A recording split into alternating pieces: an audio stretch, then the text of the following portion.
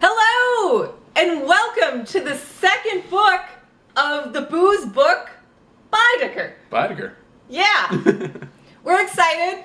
We pre-drank a little bit so that we are fully capable of discussing The Secret Life of Bees. That's right. I picked this book. Next week, Josh gets to pick. He's excited about that. I should be able to pick 2 books in a row, though. No, because you were really on board with A Clockwork Orange. That's true. You were like really on board. I was. He read it 4 times. So It's a good book. So this episode, should we call them episodes? Because they're episodes, right? That's what they are. Podisode. The podisode. We're going to talk about this book. Now, this is going to be a little different than last time because this time we're going to talk about the first half of the book. What did we read up to exactly, Josh? Page 164, chapter 8. I'm asking Josh because I'm a little ahead of him. That's true. Shh. I'm a slacker. Okay, so we can't go past which part? Where did you end, Josh? Like the setting of where I ended? Well, just what happened when you ended? Okay, so I ended in Lily, the protagonist of this novel, was praying to Black Mary, a statue that represents a lot of things, really. Oh man, so much happened before then. We will have so much to talk about this episode. It's very so true. much. So I started reading this book and I thought, man, this book is a downer, right? This poor girl. What? This poor girl. Her mother's dead. Yeah. Her dad's an asshole. Abusive. Well, She has no friends. that's True. true. She has to dress in ways that are not conducive to But you being can't call social. her dad, because she can't even call her dad. Oh right, So she it's doesn't call him T-Ray. dad or daddy. Yeah. I guess it would be more common to call him daddy Yeah. from where she is. But yeah, she calls him T-Ray, right? Yep. That's what she calls him. Exactly. But his full name is T something or other. I think it's can't like remember. Trevor. T. Well, yeah, I don't know what the T stands for, It's but T period Ray. yeah. Anyways, Yeah. we don't like him. Well, I don't like him. Do you like him? I don't know. I mean, I think he's been through a lot, and I enjoy empathy. You know, I know Christine likes torture scenes in novels, but I tend to empathize with all characters. You know, T-Ray's been through a lot. I mean, his daughter presumably shot the woman he loved. I know. I was like, did she really shoot him or did he shoot her? Well, that's really the question up to this point, because you don't know. I mean, he kind of freaked out in the peach stand. This takes place on a peach farm, by the way. Yeah, peach farm. And Lily. Oh, we're supposed to drink when we hear the word peach. Oh, that's true. All right. Yes, but anyways. By the way, we're incorporating something new in this episode. There are key words. Sometimes we don't even know what they are, and we have to drink during them. That's true. Oh, no. Really? I don't even know what the word was that time. I think it's the ghost opening your door. Oh my god. Yeah, it was the ghost. Was that the ghost of Deborah? Because that was Lily's mother's name, right? Oh, yeah. I Did think you so. hear that, audience? It was like... Okay. So the book... So it's in 1964.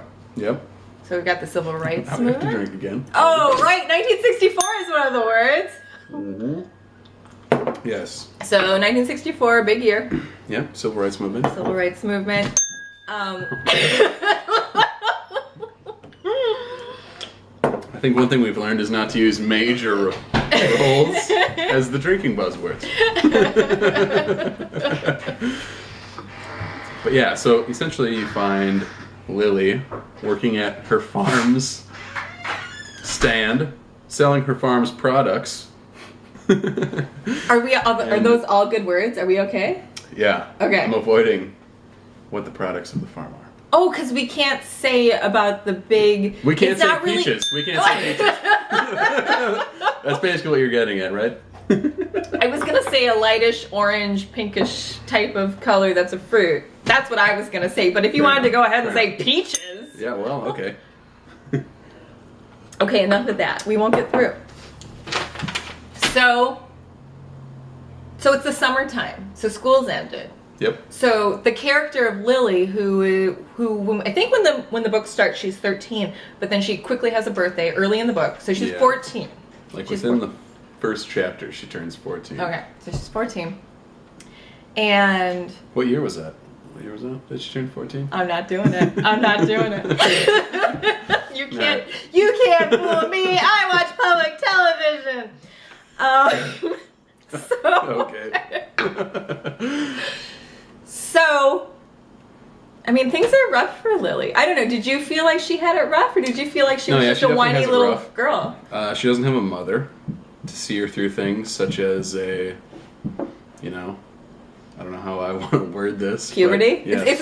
It's not one of the drinking words, so you can go ahead and say puberty. Awesome.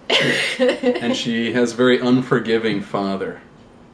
He makes her kneel in grits. On grits, yeah. He makes her kneel in grits. For hours, it sounds like. Yeah, so he's very abusive, emotionally and physically. Yep. Yeah, this T-Ray, he's a real piece of work. I do not like him. Do not like him. So I was very, very relieved when she runs away. But let's talk about what leads up to her running away. She wants to go into town because it's her birthday. Mm-hmm. And Rosaline, who is her nanny, who used to work in the peach, what would you call it, the fields, the peach fields? Yes. But came into the house as the nanny once Deborah passed away. Yeah, exactly. So really, Rosaline is the only person that Lily has a strong connection to. Yeah, she's definitely, you're led to believe that she's the mother figure in Lily's life. There are a lot of mother figures in this book, aren't there? There are. It's a theme. Matriarchs. So Rosaline wants to go into town to register to vote. Mm-hmm.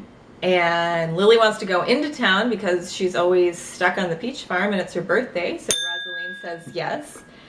And then bad things happen. Bad things do happen. Bad things happen. You should never go into town carrying a spit jug. That's what I learned. Yeah, so, oh man, she gets messed up. So first they go to the church, which is supposed to be a white-only church, but Rosaline is there. Right. And Rosaline takes the fans. Yep. Even though she's not supposed to take the fans. Exactly. And then they run into these 3 super racists. Mm-hmm. And they're all like, what are you doing? She's like, I'm going to go register to vote. And then they decide they're going to mess her up. And she's not going to take any of that. And Rosaline chews. Snuff. We call it chew, but it was called snuff down there. Yeah. Yeah, she dribbles her spit valve of snuff. It was more like a dumping, wasn't it? It was a dumping. It was a glugging. Oh, anyways. So she gets carted off to jail, and so does Lily. And T-Ray picks her up. T-Ray picks Lily up, but not Rosaline. Right. And then she goes home, and T-Ray's just horrible. And that's when T-Ray's all like, you think your mother's your guardian angel? She left you. Yeah. That was harsh. That was harsh. But do you think it had a shred of truth to it? Well, I didn't know. Questions left unanswered. It is. Especially if you haven't read the second half of the book. So you do know, is what you're saying. I don't know. How would I know? So she decides just to get out of there. Yeah. She doesn't really have a plan, though. Go ahead. No. Actually, that was going to be my favorite scene, is when she poured her spittoon all over these guys' shoes. Yeah. The most racist people in town, by the way, as said by T-Ray later on in the novel. Yes. I just don't understand. Because there's news reports leading up to this that say people are being attacked for registering to vote. There is a part in the book where Rosaline is like watching the news. So everybody knows about the violence that's, present around this issue. But she just goes ahead and pushes that envelope. Why would you provoke someone that, even though they shouldn't, at that time, has more rights than you, and their sway is going to be greater than yours? Yeah, I mean, when you're registering to do something that you've practiced so hard to. I mean, she learned how to write her name how to in write cursive her name so many times because they said if they didn't dot their I's or cross their T's, they were going to say no. That's exactly right. So she was practicing. So she had worked so hard to make sure nothing went wrong with the registering to vote, and then she was just all like... And yet, it seemed to me she so obviously provoked these 3 people to attack her. Didn't it kind of seem like that? I mean, I know it's not her fault. Don't get me wrong. Yeah. But yeah. No, I see what you're saying. Yeah. Like, why wouldn't you just, turn the other cheek? Yeah, I don't know. And that's what Lily kept saying. Lily was like, "Oh, why doesn't she have enough sense to just, Right. do this so that the situation can go away and this and that and the other thing." Well, so it gets really violent later. I was surprised. I did not expect the book to get that violent. I thought we were done reading A Clockwork Orange and I was safe, but no. No. And It's a recurring theme in this podcast. And that I can't even remember what the character's name was, but it was like the head guy of those three racists. He was just like cracked the flashlight over her head. Yeah, essentially they snuck into the prison where Rosalind was being held. Or they didn't sneak in, actually. No, she got cracked. Well, she got cracked first before sneaking in because they were both in prison. Oh yeah, I guess we're going back now because they were going into prison. So this is before T. Ray got Lily out. Right, but then when Lily was absent of the prison and Rosalind was still being held, and Lily tried to go get her. Right. Oh, one of my favorite parts is when she caught a ride with the pastor or the minister or whatever, and she's all like, "Yeah, well, she don't hear so good. Sometimes T. Ray will ask her to iron his two shirts, and she'll iron the blue shirts." So then the reverend or the minister or the pastor or whatever he was can't even press charges. I thought that was beautiful. Lily lies so well. She lies so well. Good old Lily. She does lie well. We should probably move along though. We're not even at the honey farm yet. What do you have to say about the honey farm? Well, she finally gets to the honey farm, right? She does. Oh, but we can't miss the part where she brings Rosalind out of the hospital. So Rosalind's in the hospital because after getting cracked on the head with the flashlight, no, that wasn't enough. The racists come in there and beat her up some more. Yep. But they knew that, maybe we went too far, so they brought her to the hospital. Mm-hmm. So definitely my scene. So if we're taking note, for the record, my favorite scene in the book is when Lily calls the nurse's station pretending to be the jailer's wife. Really? Yeah. Why is that? Well, it's so ballsy for a 14-year-old, right? That's just ballsy. It was. I mean, we find out later she has no problem with lying, but it's just it was just so ballsy. I loved it. And it really moved the story forward, and I appreciate that because I got things to do. All right. So she busts her out of the hospital, which was nice. And they hitch a ride. Guy's going to Charleston, and he says, "I can drop you off 3 miles outside of Tiburon." Tiburon? How do we pronounce that? I don't even know. Tiburon? Okay, good. And they go to a general store. What was it called? It was like the Frogmore Stew General Store. I'm literally looking at my notes right now because how can you remember something like that? It only happened once. Exactly. And they get their food, and then she asks about the Black Madonna honey. Oh yeah, because she had gotten her mother's things. And she had a picture of the Black Madonna. Yep, she had the white gloves. And the white gloves, and on the back of the picture of the Black Madonna, it said Tiburon. SC. South Carolina. So she asked the guy, "Where does that come from?" "Oh, the honey maker makes it." "Where does she live?" "She lives in the big pink house." Yep. And she goes and finds the big pink house. She does. The house of the board rights? I don't even know. I just call them the Calendar Sisters. The Calendar Sisters? Yeah. But yeah, they have a real last name. I can't remember what it is. Sorry. I think it's board right, I believe. I bet you're right. Yeah. Yeah. If only I could read my chicken scratch. I'm so glad no one said peaches. Have you ever ate a peach in 1964? I wasn't alive in 1964. 1964 is a word too, if you weren't paying attention. It's a year. It is a year. Okay, so she gets there, and we're all kind of relieved because up to this point we were thinking, how's she going to get herself out of this? Right. But she does find respite, not respite, because that's not a word. She does find respite at this farm, this honey farm, even though the honey's not necessarily at the farm, but they process the honey at the farm. So they find these sisters. Yep. May, June, August. In August, that's right. There was an April, but she died. She committed suicide. She killed herself. Actually, she was depressed. She was a twin sister with May. Who would have thought that would happen in a coming-of-age novel? Right?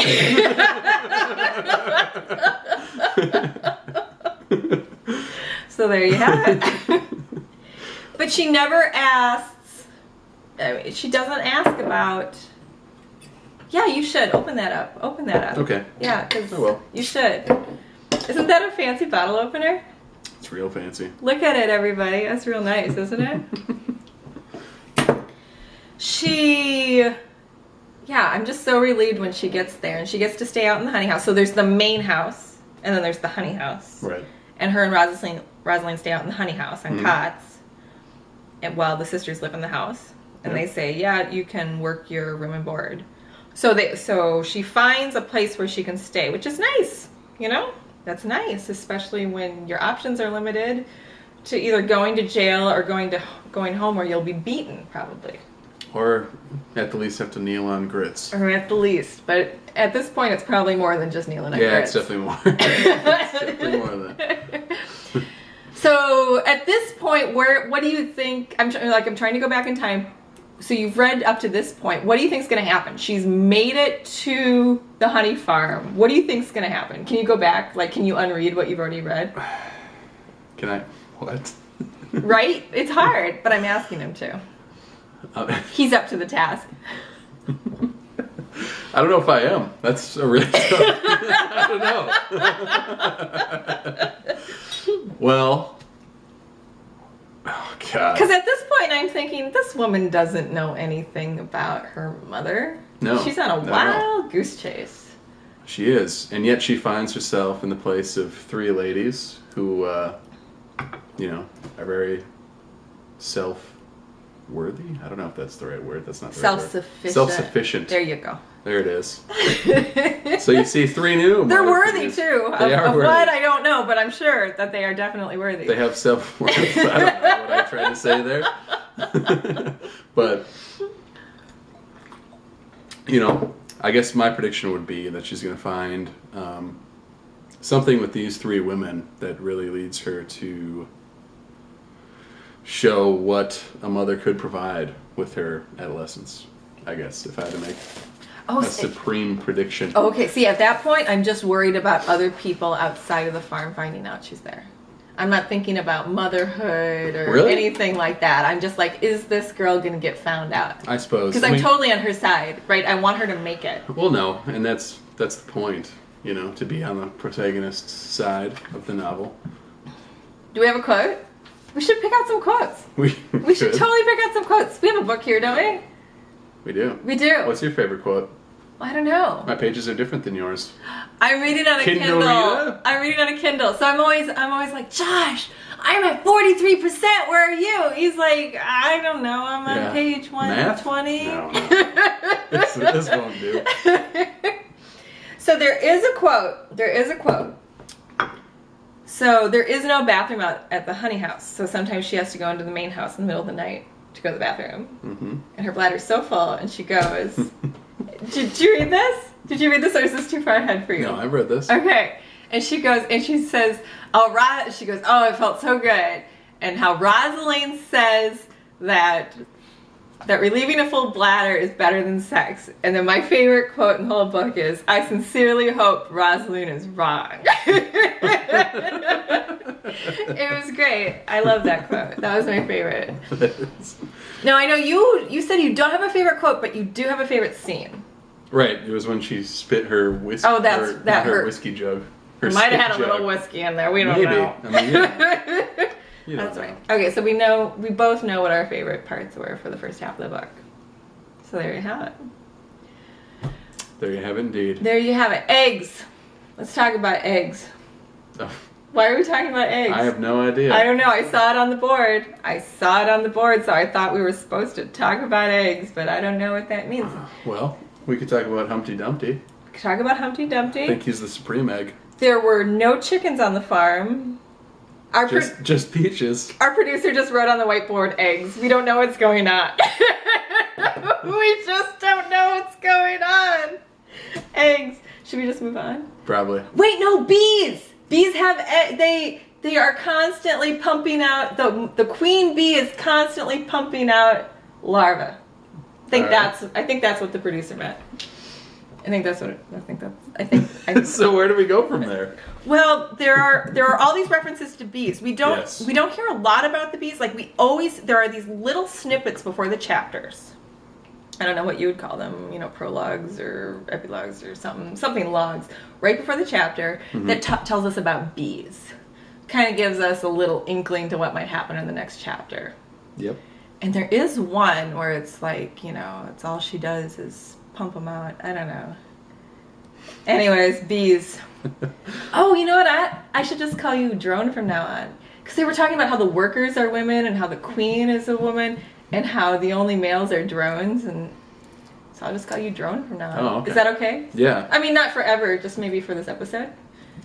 Sure. I mean, I'll call you Josh sometimes too. But... Yeah, you can call me Drone, Okay. Equality is great, but for this episode, let's take it out of the picture.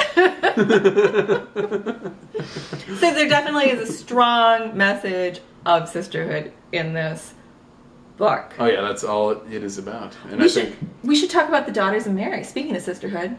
Because we think it's just... Daughters of Mary is a drinking phrase. You just said it again. I did. So just for the record, the drinking phrases are 1964. Oh no. Peaches and Daughter of Mary. Daughters of Mary. And maybe eggs? I don't know. Yeah, I don't know. I'll be really interested to figure that one out later. So when Lily starts, basically she's taking over Zach's job. We haven't met Zach yet. Because August, who's like the main... We can call August the mother bee. Should we call August the mother bee? When I say mother bee, I mean queen bee. That's what I mean. Yeah. I mean think queen bee. You could definitely say that. Okay. In the household that she currently finds herself in. Yeah. I mean, she's the one who makes things happen. She's the one who says what happens, Very true. Yeah. But she's kind. It's not like her way or the highway. I mean, it is her way or the highway, but she's very kind. She's got a good heart. I like that. She's the most normal of everyone that lives in that house, I would have to say. Yeah. Whatever normal means. Yeah. What does that mean? I don't... I've been... It's a construct. It's a construct. But yeah, I mean, essentially, this whole novel, it seems to me, deals with feminine identity. And that's why they picked bees, a matriarchal society in nature. Lily lost her mother, and now she finds herself in the house of 3 women who are self-sufficient or self-worthy, whatever. Feminine identity. So you say the words feminine identity. Really? I think so. Okay. Well, she has no way to identify it. I mean, yeah. You're right. She has no female role model except for Rosalind. Right. And she herself says Rosalind has no sense.